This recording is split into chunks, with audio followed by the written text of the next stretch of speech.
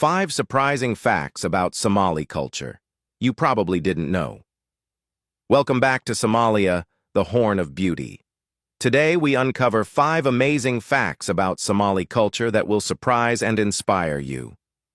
Fact 1. Oral poetry is a national treasure. Somalia is known as a nation of poets.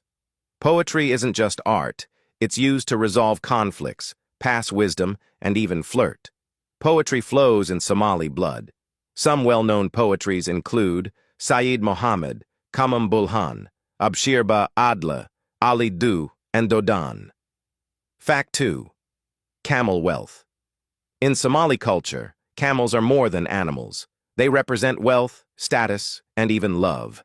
A bride's dowry is often counted in camels. Fact 3. Deep respect for elders hold great influence. Their word carries power in family, clan, and community decisions. Respecting them is not optional, it's tradition. Fact 4. Hospitality is a way of life.